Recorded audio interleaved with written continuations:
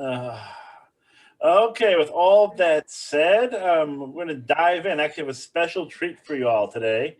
In addition to our Lamentations text, we're going to read one more chapter of Lamentations. I think we have the gist of it already. But what I did was I found for you.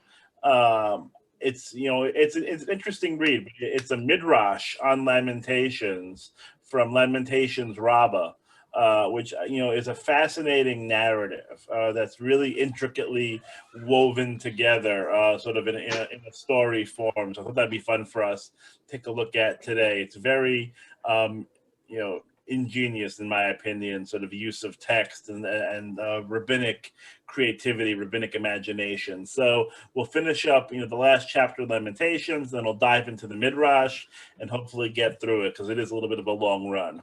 So with that said, I'm going to share my screen and we can sort of dive in. Let's see. Okay, we'll get that all sorted. Good. Okay. Oh, here we got someone else coming into the Torah study. Very nice. Okay. Lamentations. This is the last chapter, chapter 5. Hopefully everyone can see the screen. Bob, you want to get us started? Remember, O Eternal, what has befallen us. Behold and see our disgrace. Our heritage has passed to aliens, our homes to strangers. We have become orphans, fatherless. Our mothers are like widows. We must pay to drink our own water, obtain our own kindling at a price. We are hotly pursued, exhausted. We are giving no rest. We hold out a hand to Egypt, to Assyria, for our fill of bread. Thank you, Bob. And so we start out, of course, lamenting. This chapter also is 22 verses, the exact same number of verses as letters of the Hebrew alphabet, because it is an acrostic. And so it begins with remember, what's happened to us, their situation, that they're not in control, right? They're not in control of their own destiny anymore. And that they have to pay taxes, they have to pay for things that they used to be able to get free, and that there is that sense again of exhaustion, that sense that they can't find any respite, and they have to go to other people for help and for support in order to eat and in order to survive. Okay, Leah, you want to pick up next? Let's see. Our fathers sinned and are no more, and we must bear their guilt. Slaves are ruling over us with none to rescue us from them. We get our bread at the peril of our lives because of the sword of the wilderness. Our skin glows like an oven with the fever of famine. Okay, so they're sick, they're weak. It's really that first line that's sort of the key. Remember, this is going to be the theme that runs throughout Lamentations and is going to be part of rabbinic theology for a while. This idea that, the sins of the fathers are visited on the children. And so the fathers sinned, because of their mistakes and transgressions. Not only are they wiped out, but also the children suffer as well. And we've spoken a little bit about how we have this reward and punishment theology that runs through Deuteronomy, runs through the prophets. The prophets tweak it a little bit, and certainly runs through some of the writings. Taking it into a different path in a way.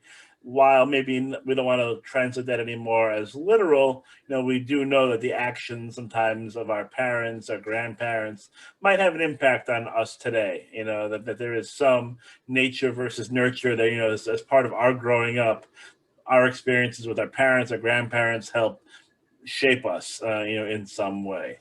So that's another way, perhaps, of reading it in a more modern context. Okay. Sharon, you want to pick up here?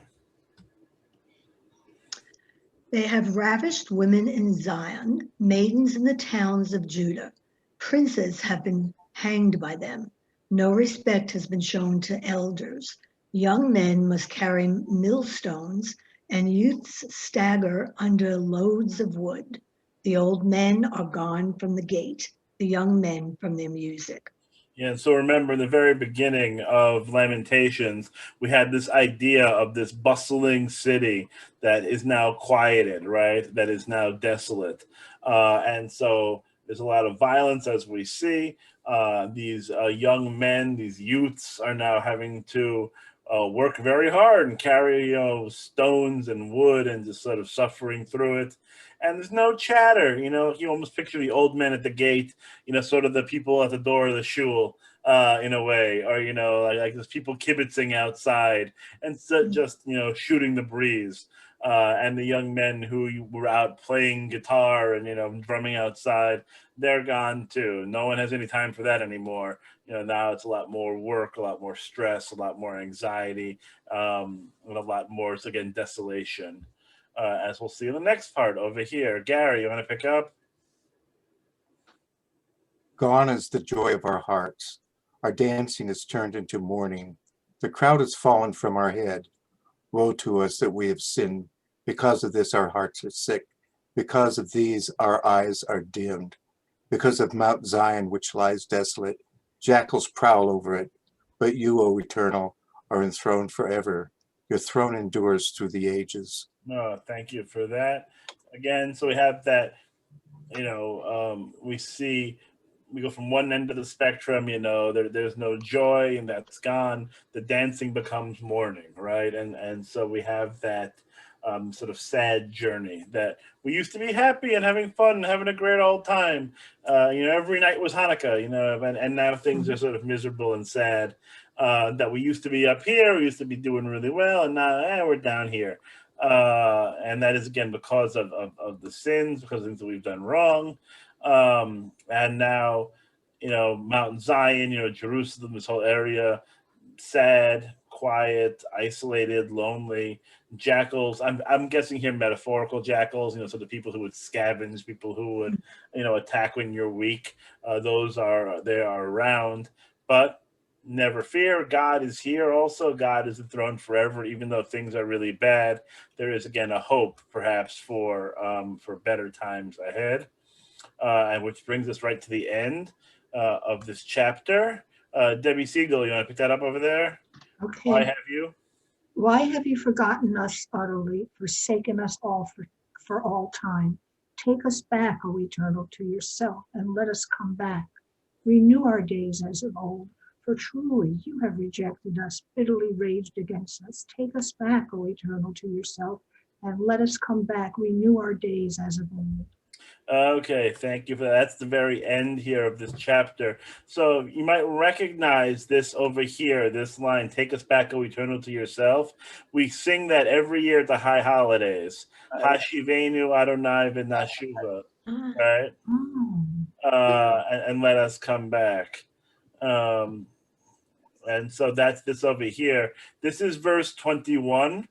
And over here, for truly you have rejected us, is actually technically the last verse. But there's a rabbinic tradition that says you can't end on that kind of note because that's a downer. That last verse, 22, that's depressing. We don't want to end on that sour note. So you actually, when you're reading Lamentations, you repeat verse 21 again in order that it ends on a cheerier note, that note of hopeful return, as opposed to bitterly raged against us. It's interesting that they didn't write down for the sake of our Abraham, Isaac, and Jacob. They just say that's it. In other words, that could have been included in there. That is actually back because of what you promised Abraham, Isaac, and Jacob. That's a very prescient point because that's going to come back actually a little later today, Bob. So you're already thinking ahead on us, which is really good. Okay.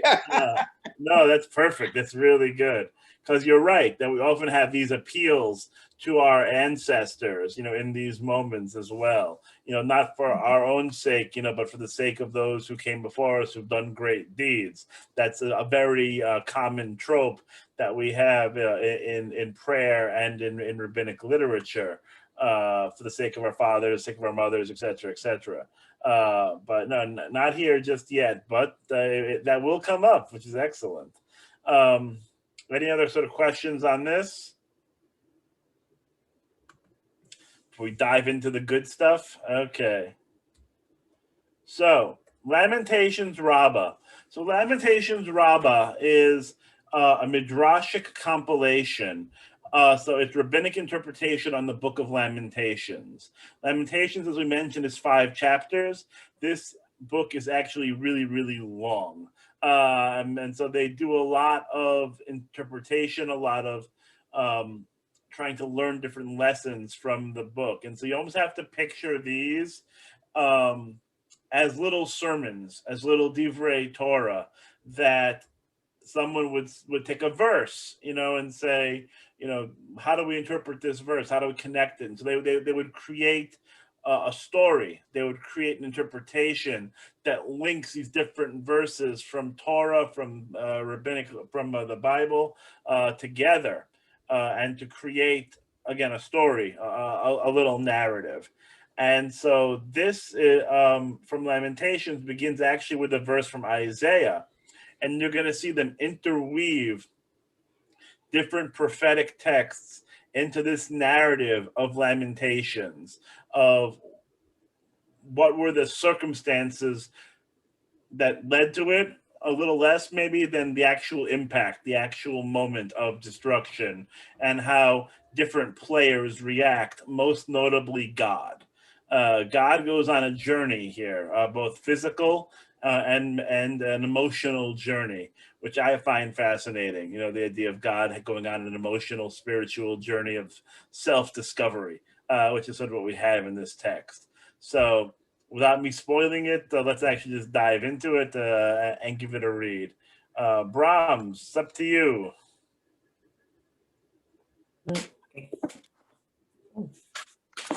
Another interpretation of, and in that day, Adonai, the God of the hosts, summoned to weeping and to lamentation.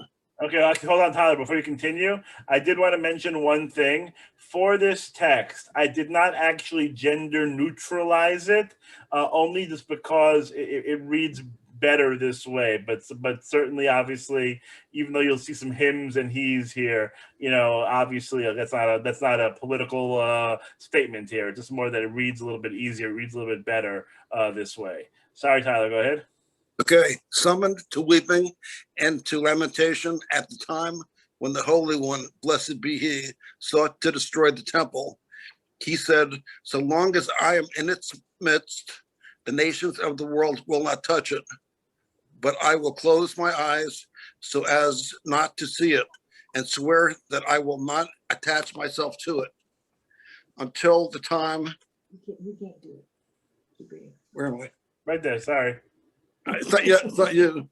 Oh, until the time and arrives. Then came the enemy and destroyed it. Immediately, the Holy One, blessed be he, swore by his right hand and placed it behind him. So it is written, he has drawn back his right hand from before the enemy. At the time, the enemy entered the temple and burnt it. Okay. Thank you for that. Yeah, I'm sorry with the scrolling. It gets a little bit hard to catch where you are sometimes. So they begin with this verse, right? On that day, the God of hosts summoned to weeping and to lamentation. So the rabbis take that verse and go, what does that mean from Isaiah? Why do we have this verse? And so they say this verse is connected to the destruction of the temple in Jerusalem. So on that day when that happens, God basically says this, does this. And we talk about the idea of the inviability of Jerusalem, the belief that no matter what happened, God would not let Jerusalem and the temple become destroyed, because Jerusalem is God's home. The temple is God's house. And how could God's house ever be destroyed? And so this midrash begins with addressing that theological problem of how God's house can be destroyed. The answer is, as God says here, if I'm here, the nations can't touch it. But I'm going to close my eyes. I'm going to turn away from it. I'm not going to look at it. And at that time, that's when the enemy can come to destroy it. And it's literally like, God is making an oath. God is swearing, right? So again, it's very anthropomorphic. God is like saying an oath, saying that this is what's going to happen. And that connects to Lamentations 2:3, right? That God has drawn back God's right hand from before the enemy. So God is withdrawing protection. Right? God is saying, you know what? I'm done with it. I'm sick of it all. I'm not going to protect the Israelites anymore. They've sinned too much. And so once God withdraws God's self from the equation, that is when the Babylonians can come to destroy the temple and burn it down. Okay. Melissa, you want to give that a read? When it was burnt, the Holy One, blessed be he, said, I no longer have a dwelling place in this land. I will withdraw my Shekhinah from it and ascend to my former habitation. So it is written, I will go and return to my place till they acknowledge their guilt and seek my face. At that time, the Holy One, blessed be he, wept and said, woe is me, what have I done? I caused my Shekhinah to dwell below on earth for the sake of Israel. But now that they have sinned, I have returned to my former habitation. Heaven forbid that I become a laughter to the nations and a mockery to human beings. Okay, and so you see here how they connect this verse from Hosea, into this greater narrative. I will go and return to my place till they acknowledge their guilt and seek my face. That's from Hosea, an earlier prophet. And so they use that verse again in this context that God says, oh God, now I'm homeless. Like I don't have any dwelling place here in Israel anymore. I'm going to go back home to my other home, so to speak. As it says in Hosea, I'm going to go return to my former place. But then now we have a great moment here, or at least, again, theologically fascinating.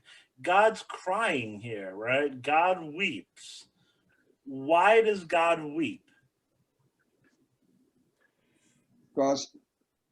Because he really doesn't, he wants the Israelis to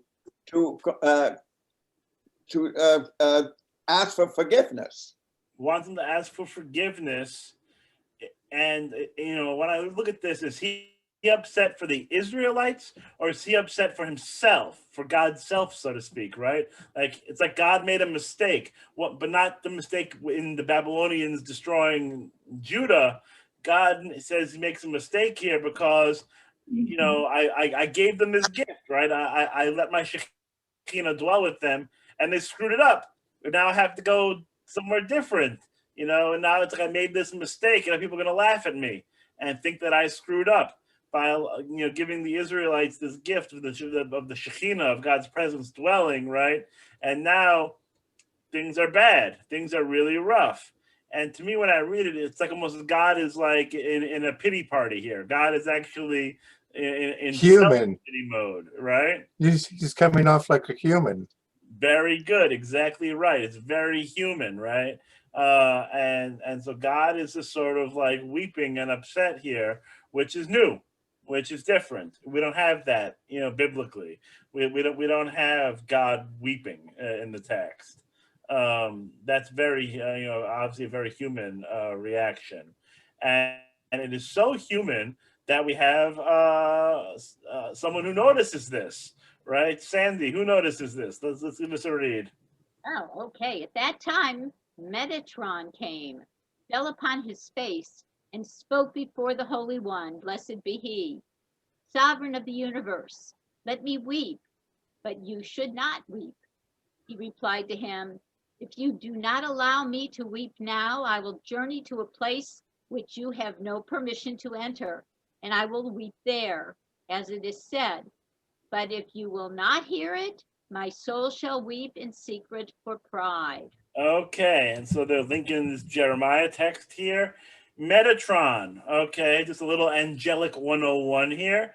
Metatron is considered to be an archangel. It's God's voice in a way, right? You know, it's an emanation of God, but it's also an angel as well. So like, sort of like the chief, sort of the CEO of the angels in a way, right? Is Metatron. So Metatron sees God crying, and he's like, "You're God. You can't cry. I'll cry. It's okay. I'll do that. But you're God. You shouldn't be crying. That's not really how this should be." And God says, "No, you know what? I'm allowed to cry. I'm allowed to weep. And if you don't let me weep, if you're going to give me agita, I'll go cry somewhere else." You know, and so sometimes, That's kind of childish, isn't it? well, I can go here, I go somewhere else. you know, I think that's an Italian angel, right? Agita? agita. Agita. It gives them agita. I think it's like more that it's hard. I mean, if anyone have ever had the experience of seeing their parents cry, like in a way, like that's hard for a kid to see your mom and dad cry, to see a grandparent perhaps cry. That's not, you know, easy, you know, for, you know, kids and grandkids to sort of see the adults, the people they assume that are in control and have everything covered and are sort of the kings and queens of the world, to appear sad and vulnerable and weak. That's a very tough thing. And so I think Metatron's looking at God going, "Oh, I can't handle it. Like, I can't handle you crying, you know, like anything but that, you know, in a way." And God says, "No, you have to allow me to feel my feelings. You have to allow me the space to mourn, even if it's uncomfortable for you, Metatron, you know, to see me cry. Nonetheless, like, I'm gonna cry because this is a moment for me of sadness and of mourning and of grief, and so I'm gonna cry, and that has to be okay." Which I think again is a very powerful statement. You know, that even God can cry, even God can shed tears, and that being okay. Okay, so now God's gonna sift through the wreckage a little bit. Marilyn Warner, you want to pick up a little bit? Okay. The Holy One, blessed be He, said to the ministering angels, "Come, let us go together and see what the enemy has done to my house." Immediately the Holy One, blessed be He, and the ministering angels went out, Jeremiah leading the way. When the Holy One, blessed be He, saw the temple, he said, "Certainly this is my house, and this is my resting place into which enemies have come, and they have done with it whatever they wished." Yeah, and so God's sort of sifting through the wreckage here, right? You know, because God had sort of left, and now God's coming back, and God's seeing everything that has happened, and that it's a disaster. You'll notice our friend Jerry is here, right? Jeremiah, because Jeremiah is the prophet who, according to tradition, wrote Lamentations. And Jeremiah not only was a bullfrog and a very good friend of mine, he was also a prophet that supposedly witnesses the destruction, right? He witnesses everything that happens, and he's sort of the wailing, weeping prophet. Because in his actual text in Jeremiah, it has some of that element to it of the destruction. It has him bearing witness to it, but also, again, Lamentations itself being purportedly authored by Jeremiah. And so God tells, you know, the angels and Jeremiah, "You know what, let's take a walk. Let's take a walk. Let's survey the damage and see what happened. Let's see how bad it really was." And it turned out it was pretty lousy. Marilyn, you want to just finish this up for me over here at that time? At that time, the Holy One, blessed be He, wept and said, "Woe is me for my house. My children, where are you? My priests, where are you? My lovers, where are you? What shall I do with you, seeing that I warned you, but you did not repent?" Okay, and so God is still pushing the blame right on the Israelites, but God is very upset. God's walking around crying, like, "Look what you made me do," right? You know, look what you forced me to allow to happen, right? "Woe is me," God is saying. "Ugh, I'm heartsick," says God. Oy Oy vey, oy gewalt. And so looking around going, "Oh, you know, where is everybody? You know, this used to be a happening hip place where cool things were going to happen.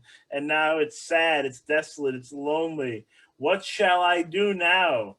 Because I warned you. Didn't I warn you? Didn't I tell you what to do?" but you didn't listen and you didn't repent. But Rabbi, God has lovers? I mean, give me a break. I mean, lovers meaning those who love God. oh. The pious,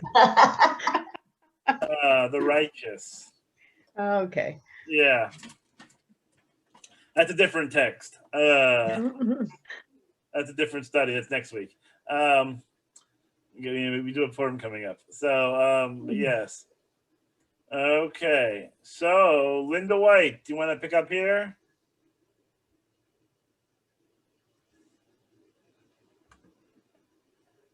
There you are. Okay. The Holy One, blessed be he, said to Jeremiah, I am now like a man who had an only son, for whom he prepared a chuppah, but he died under it.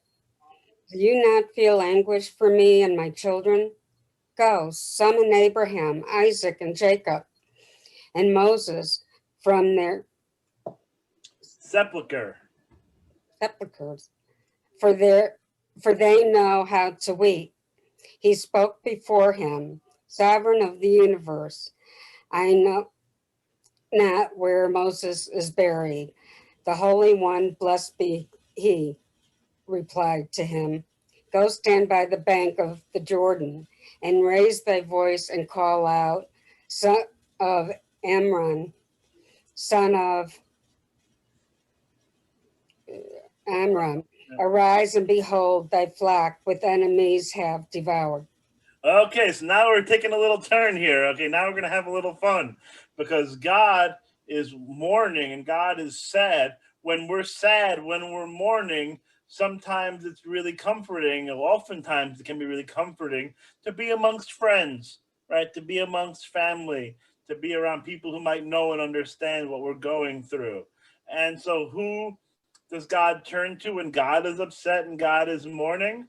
Let's talk to the patriarchs. Mm-hmm. Let's talk to Abraham, Isaac, and Jacob. You know, they were very close to God. They had a very tight relationship with God. And of course, if you're going to call those three, got to talk to Moses, right? You got to have Moses involved. Go get them for me. Bring them over. I want to talk to them.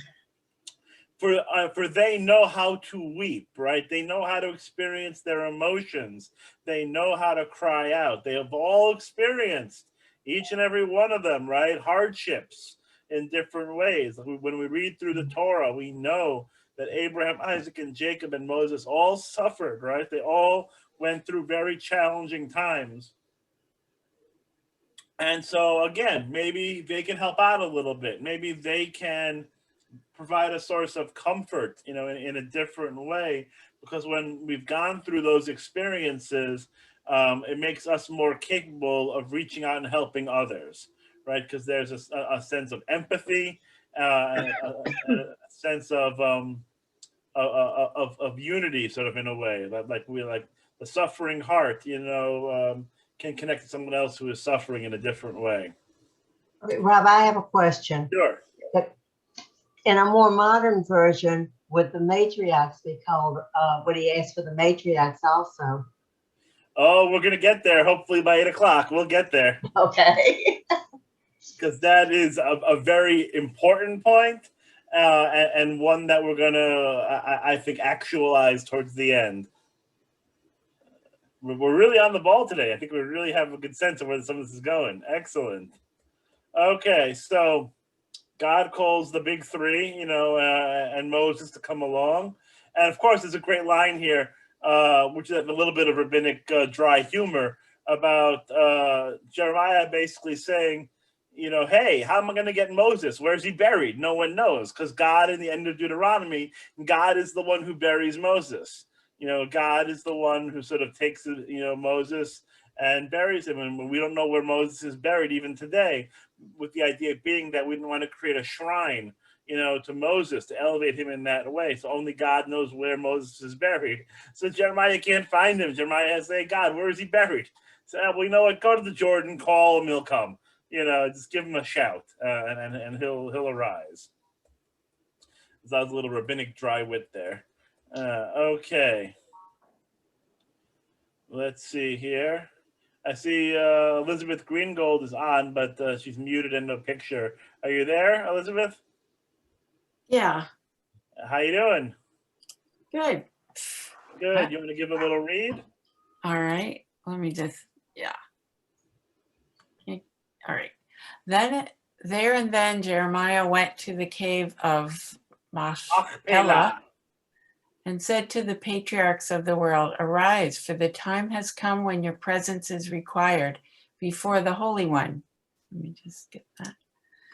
Blessed be he. They said to him, "For what purpose?" He answered, "I know not," because he was afraid they would say, "In your lifetime has such a thing happened to our children?" Jeremiah left them and stood by the bank of the Jordan and called out, son of Amram, arise." So let's scroll down a little bit. The time has come. Keep going. Arise. The time has come when your presence is required before the Holy One. Blessed be he. He said to him, "How is this day different from the other days that my presence is requested before the Holy One? Blessed be he." Jeremiah replied, "I know not." Jeremiah is playing a little game here. Don't shoot the messenger. Jeremiah has no interest in telling them what's going on because this is bad news. You know, it's easy to deliver good news. Jeremiah has no interest in telling them, oh, by the way, everything is terrible. We got a huge problem here. And so he sort of talks to them and gets them going and brings them back to God for a conversation. And that's by Pesach, right? Yeah, how is it any different than any other night, right? You know, why is today different? Why does God have to, have a meeting? Why are we having an executive session here with me and the patriarchs and, what's going on? Rabbi, Yes. Who's the one that says in your lifetime has such a thing happened to our children? Yeah, and so, basically what he's worried about, is almost them, they're going like, we work so hard to create Judaism, and now you bring me back to tell us this dreck? Like, right. Oh my God, we busted our tails here to create Judaism. You screwed it all up. That's what it sounds like. That's exactly what it is. It's like, what are you doing here? I'm gonna blame Jeremiah, for doing this. It's like we leave you to babysit the kids for one night, and now they're, you gave them ice cream and they broke everything. We leave you around for 1 minute. I turn our backs, and you've wrecked Judaism. So, so that's what Jeremiah is worried about. And that's we let you drive the car. What happened? Okay. Very nice. I think I saw Renee Ramey somewhere who was able to sign on. Renee, you there? I'm here. You want to give a little read? Yes. Moses left him. Moses left him and proceeded to the ministering angels, whom he recognized from the time of the giving of the Torah. He said to them, celestial creatures, do you know why my presence is requested before the Holy One? Blessed be he. They replied, son of Amram, don't you know the temple is destroyed and Israel gone into exile? He cried aloud and wept until he reached the patriarchs. They immediately also rent their garments, placed their hands upon their head, and cried out and wept until they arrived at the gates of the temple. When the Holy One, blessed be he, saw them immediately, in that day did the eternal God of hosts call to weeping and to lamentation and to baldness and to girding with sackcloth. Were it not explicitly stated in scripture, it would be impossible to say such a thing. But they went weeping from one gate to another, like a man whose dead is lying before him. And the Holy One, blessed be he, lamented, saying, woe to the king who succeeded in his youth, but failed in his old age. Wow. Yeah, and so you'll notice that this is the first verse. That's what we started out the whole passage with, right, was this exact same quotation. Wow. So it ended earlier, you know, that God called to weeping and lamentation. The baldness and girding is a little bit extra here. Those are signs of mourning. You shave your head, you know, when you're in mourning, and you put on a sackcloth. And so Moses has no idea what's going on. And I love this part. It's one of my favorite parts of the Midrash, just from a humor standpoint. He goes and he sees the ministering angels, who he recognizes from the time of giving of Torah at Mount Sinai. Hey, I know you, Fred. I remember you from Sinai. Isn't that great? Reunion time for Moses and the angels getting back together. But of course, here it's worse news. It's not revelation again. It's, you know, this destruction and this and exile. So Moses is bereft. Moses is very upset, and then he tells the patriarchs. They're very upset. Everyone's crying and weeping and mourning. And they say, you know, and so it's basically like somebody who has seen a loved one dying before them. And then God again saying, it's sort of about me, right? Like that's the message I hear so far from God, is that woe to the king. That's him, right? Woe to the king who succeeds in his youth with Abraham, Isaac, and Jacob, with Moses. But nowadays, it's not working so well. Things aren't great, right? And so he's like, you know, maybe I succeeded in the past, but right now I'm not doing so hot. I'm not doing so great. You know, the Israelites were just destroyed. You know, it's just a mess right now. Okay, onwards and upwards. Bob, you want to pick up over here with Rabbi Samuel? Bob, you hear me?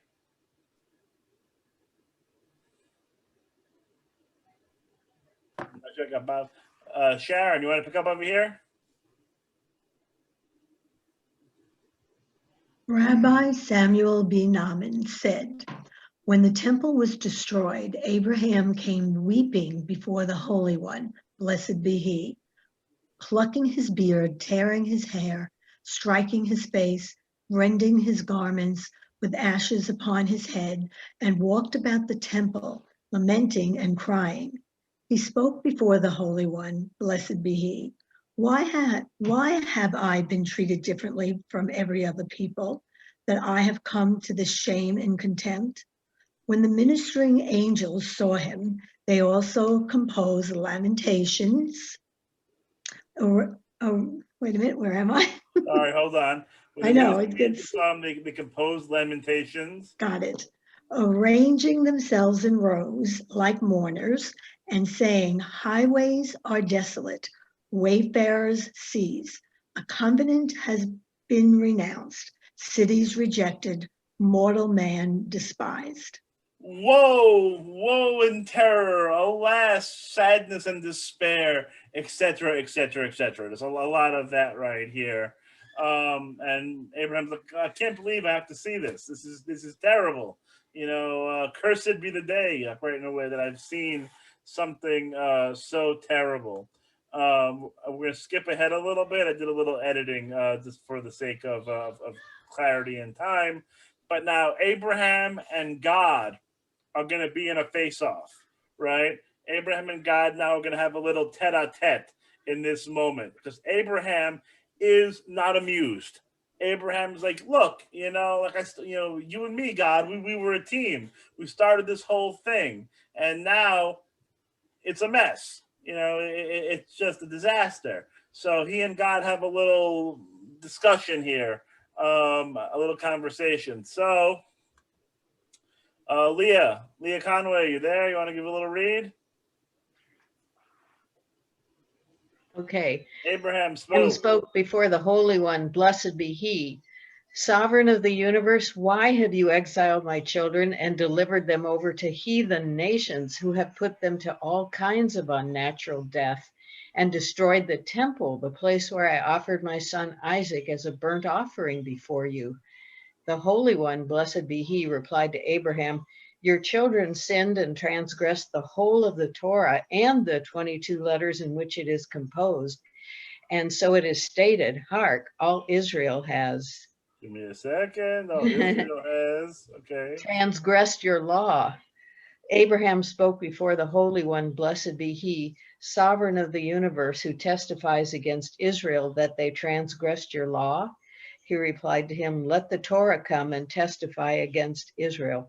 Okay, and so Abraham, again, I love it very early. So he's talking to God. What's your problem? Why do you do this? Why you exiled the Israelites? My children, right? Because we are the children of Abraham, right? So why have you exiled my kids and caused all these problems here and all these people putting them to death and et cetera, in the place where I offered my actual son, Isaac, right, to you, right? So how could you do this? How could you, in this moment, after all I did for you, what's your problem? Why does this have to be this way? And God says, hey, look, it's not my fault. Your bratty kids screwed up.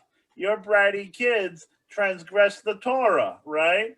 And Abraham says, oh, yeah? Says who? Who are you to tell me what they did wrong? And God says, fine, you don't believe me? We're going to call a witness. We're going to have a trial now. We're going to call a witness. We're going to call the Torah itself to come testify against Israel. That's kind of a little of a chutzpah, right? Little chutzpah, definitely. A little chutzpah, no doubt about it. And so that's, now we have a little case. We have a little law and order, biblical times are coming into play here. You can hear the law and order music. Okay, so now the Torah is going to come and take the stand. Debbie, what's the Torah going to say? Immediately the Torah came to testify against them. Abraham said to the Torah, my daughter, you are going to come to testify against Israel that they transgressed your commandments and have no shame before me? Remember the day when the Holy One, blessed be he, handed you about to every nation, but they refused to accept you until my children came to Mount Sinai, accepted you and honored you, and now you come to testify against them in the day of their trouble? When the Torah heard this, he stood aside and gave no testimony against them. Okay, so Torah is going to come and talk and say what the Israelites did wrong. And Abraham says, hey, Torah, let me ask you something, Torah. When everyone else in the world said no thanks when God wanted to give you to them, when everyone else rejected you, who loves you, baby? Who's the one who said, right, that Na'aseh v'nishma, we will do and we will listen? Who said that? Remind me, Torah, who says that? Oh, that's right. It would be the Israelites, right? They were the ones who took you. They were the ones who accepted you and honored you. And now, when they're doing lousy, you're going to come kick them when they're down? Does that really sound fair, Torah? Does that really sound okay? And then Torah goes, you know what? Maybe not. The Torah clams up. The Torah doesn't say anything against the Israelites. By the way, also interesting to note that whole thing about every nation refused to accept you, etc., that's another midrash. And so we have a midrash that is quoting another midrash in order to make the narrative make sense, right? In order to create this rich little tableau here. So that's an interesting note. I enjoy it. Anyway. Rabbi, has Torah always been referred to as she? Oh, yeah. Torah is like a boat. It's a she, I've noticed that in Florida, I guess. I don't know. No, Torah is actually, from a grammatical standpoint, Torah is a feminine noun. And so Torah is a she in this case. But yes, Torah is she. Better than it. I think it's sort of that issue where they just need a pronoun for Torah. Okay. So fine. So the Torah has not testified, but we still have those 22 letters as well that might testify against Israel. Brahms, tell me about the letters. The Holy One, blessed be he, said to Abraham. Oh. Let the 22 letters come and testify against Israel. Forthwith, the 22 letters appeared. The Aleph came to testify that Israel transgressed the Torah. Abraham said to it, you, Aleph, at the first of all letters, and you come to testify against Israel in the day of their trouble. Remember the day when the Holy One, blessed be he, revealed himself upon Mount Zion and opened with thee. I am the eternal your God, and and no nation accepted you but my children. And you come to testify again, my children. The Aleph immediately stood aside and gave no testimony against them. Them, exactly right. So Torah didn't testify. Now God's going to call different witnesses. God's going to call every letter of the alphabet to testify against the Israelites. So Aleph is going to come to testify, and Abraham says, Aleph, what's your problem? You're going to come testify? You are the first letter in the Ten Commandments. You know, Anochi Adonai, like, I am the Lord your God. And, you know, same sort of story with the Torah about Na'aseh v'nishma, you know, that no nation accepted you except for them. You're going to come here and kick them when they're down. How dare you, Aleph? And Aleph is quiet. Aleph doesn't say anything. Tyler and Melissa, you want to pick up here? The Bet came to testify against Israel, and Abraham said to it, my daughter, you come to testify against my children who were zealous about the Torah, of which you are the first letter, as it is written, in the beginning God created. The Bet immediately stood aside and gave no testimony against them. The Gimel came to testify against Israel, and Abraham said to it, Gimel, you come to testify against my children, that they transgress the Torah. Is there a nation which observes the commandment of fringes, of which you are the first letter? Accept my children, as it is written. You shall make for yourself twisted cords. Gidalum. The Gimel immediately stood aside and gave no testimony against them. Yeah, so we're not going to go through all 22 letters. It does actually fast forward a little bit after this. But that's the idea. So Abraham is basically browbeating each of these letters and saying, who are you to testify against the Israelites that they sinned? You know, and for all these different reasons. And so they all sort of stand aside and they don't testify. So, Rabbi, what is interesting, Abraham didn't even know Hebrew. He didn't know a Jewish alphabet, because he was not he wasn't a Jew before when he was born. Well, yeah, I mean, the rabbis have no interest in time in these things. I mean, this is all, you know, this is all jumbled together. They have no interest in something. That's interesting, you know? Yeah, but it's part of the rabbinic imagination. This is not time bound. I mean, here we have, you know, Abraham, Isaac, Jacob, and Moses all hanging out together beyond the grave, discussing things that are not necessarily they would have understood any of this, you know, in their lifetime. So definitely true. Okay, is Tyler still there going to read? Or, Sure. Yeah. You aren't in frames. I can see you. Yeah. Okay. When the remainder of the letters saw that Abraham silenced these, they felt ashamed and stood apart and did not testify against Israel. Abraham thereupon began to speak before the Holy One, blessed be he, saying, Sovereign of the universe, when I was 100 years old, you gave me a son. And when he reached years of discretion and was a young man of 37, he ordered me, offer him a sacrifice before me. I steeled my heart against him, and I had no compassion on him. I myself bound him. Will you not remember this on my behalf and have mercy on my children? Okay, so now Abraham's giving him the guilt trip. You know, hey, you know, you're messing with the children of Abraham, so to speak. You're messing with my descendants.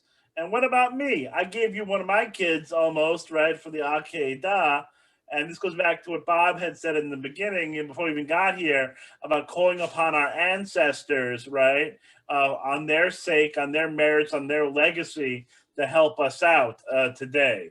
And so Abraham lays his guilt trip on. And then, of course, we got to hear from the other two. Gary, you want to give me the other two here? Got to unmute.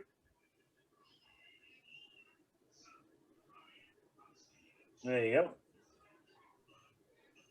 Isaac begins saying, Sovereign of the universe, When my father said to me, God will provide himself the lamb for a burnt offering, my son, I raised no objection to the carrying out of your words, and I willingly let myself be bound on the top of the altar and stretched out my neck beneath the knife. Will you not remember this on my behalf and have mercy on my children? Jacob began saying, Sovereign of the universe, did I not say, stay 20 years in Laban's house? And when I left his house, the wicked Esau met me and sought to kill my children, and I risked my life on their behalf. Now they are delivered into the hands of their enemies, like sheep to the slaughter. After I reared them like chickens and endured for their sakes the pain of child rearing, for throughout most of my days I experienced great trouble on their account. Now will you not remember this on my behalf, to have mercy on my children? No, exactly Woo. right. So yeah, so it's like all this agita, right? It's all this stress. And they're saying, look, if we can handle all this stress and all these problems and make all these sacrifices, what's your problem? Like, why do we have to have all of this stress, all this mishigas with the Israelites now? We're human beings, and we had struggles, we had sorrows, and we didn't say kill them all, wipe them all out, and you have all this destruction. And we have suffered for you. Like we've suffered to show our love, our commitment, our loyalty, right? We've done that. And so again, why can't you do the same, God? What's going on here? So they each have their problems. I see we're getting close to 8 o'clock, so we have to fast forward. We have to skip poor Moses. Moses is going to say similar things. Hey, I led this people all these years in the desert, right? And it was stressful. And I didn't lead them for this problem. So basically, all the patriarchs and Moses sort of strike out. They don't really touch God's heart in that same way. So enter, this is a long run. But look who comes in at the end. At that moment, the matriarch Rachel broke forth in a speech for the Holy One. She just sort of bursts onto the scene, sort of like the Kool-Aid man through the wall. Like sort of all of a sudden Rachel's just here. She wasn't called upon, she's here, okay? And says, wait a minute, God, Sovereign of the universe, it is revealed before you that your servant Jacob loved me exceedingly and toiled for my father on behalf of 7 years. When those 7 years were completed and the time for my marriage arrived with my husband, my father planned to substitute another for me to wed my husband for the sake of my sister. It was very hard for me because the plot was known to me and I disclosed it to my husband, and I gave him a sign whereby he could distinguish between me and my sister so that my father should not be able to make the substitution. So here's now we're going into Midrash land again, another Midrash being cited by this Midrash. The idea is that Rachel knows, obviously the fix is in. Rachel knows that she's going to be swapped for her sister. But because she knows that, she told Jacob, right, be careful, be wary that my father's going to try to pull the old switcheroo on us, right? And so Rachel said she knows that already, and she gave him a sign, gave him some sort of key or clue to look for to make sure that he's marrying the right sister, right? So after they went through all of that, I relented. I suppressed my desire. I had pity on my sister that she should not be exposed to shame. I, Rachel, had Rachmanis, right? I had compassion. I showed mercy upon my sister so she should not be humiliated and exposed to shame. So that evening, they substituted my sister for me with my husband. And I told my sister, when I delivered over to my sister, all the signs that I had arranged with my husband so that he would think that she was Rachel. So Rachel teaches Leah all the signs, all the tricks, the secret handshake, whatever it is, right? That so Jacob wouldn't be able to know. More than that, Midrashic fun. More than that, I went to the bed, which he laid with my sister. And when he spoke to her, she remained silent and I made all of the replies in order that he should not recognize my sister's voice. So when they were in bed together, she was quiet and Rachel made all the noises. Rachel made all the conversation. Interpret that however you wish. I don't want to dwell on it too much because we're trying to get to the end of this, but you understand what it's talking about here. I did her a kindness. I was not jealous of her, and it did not expose her to shame. And if I, Rachel, a creature of flesh and blood, formed of dust and ashes, was not envious of my rival and did not expose her to shame and contempt, why should you, God, a king who lives eternally and is merciful, be jealous of idolatry, in which there is no reality, and exile my children and let them be slain by the sword, and their enemies have done with them as they wished? So Rachel comes in and says, gives the exact argument. How could you be jealous of something that has no meaning when I myself endured a great trial here, seeing the man I love with my sister, and I had to not only see it and bear witness to it, I had to help facilitate it, this moment. And if I could do that and have the strength to do that, maybe you, God, can cut the Israelites a little slack. Maybe give them just a little bit of a break is all we're asking here. So immediately God says, for your sake, Rachel, no one else's, not Abraham, not Isaac, not Jacob, not Moses, for your sake, Rachel, I will restore Israel to their place. And so it is written, thus says the Eternal, a voice is heard in Ramah, lamentation and bitter weeping, Rachel weeping for her children. She refuses to be comforted for her children who are gone. It is Rachel's tears. It's Rachel's weeping. It's Rachel's protestations that restore the Israelites. Because this line in Jeremiah is then followed by, thus says the Eternal, restrain your voice from weeping, your eyes from tears, your work shall be rewarded. And there is hope for your future, says the Eternal, and thy children shall be returned to their own border. And so that's how this midrash ends, with the idea of everything else that happened before. With Abraham, Isaac, Jacob, Moses, it doesn't show God the light. In the end, it is Rachel, and it's a mother's tears, right? It's a mother's protestation. That's the most powerful thing, to God. And then because of her act of selflessness as she lived, and her argument and her emotion in this narrative, that God restores the Israelite people to their place. It's a long run, but pretty cool, I think, in terms of the ending. So awkward. Okay. I don't ever remember knowing any of that. Which As part? many years as I've heard Torah stories, that's one I've never heard. Yeah, no, it's definitely one that's a little bit of a deep cut, as we say. It's a little bit, you have to sort of be looking for it. And that's how a lot of rabbinic literature is. I mean, this is just really a fantastically woven narrative.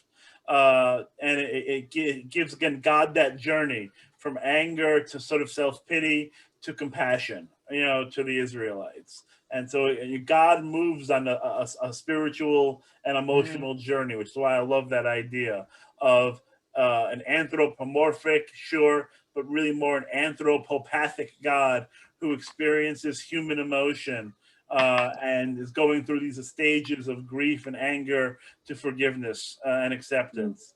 And so I think that's, to me, what makes it so beautiful.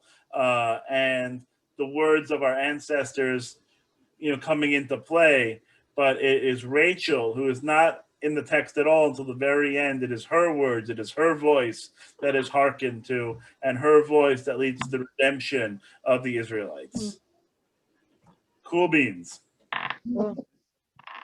Okay, my friends, it is 8:05, and I have our Adult B'nai Mitzvah class. I think hopefully everyone is here, so we're going to chat with them a little bit for this evening. But we'll catch everyone next week for Purim.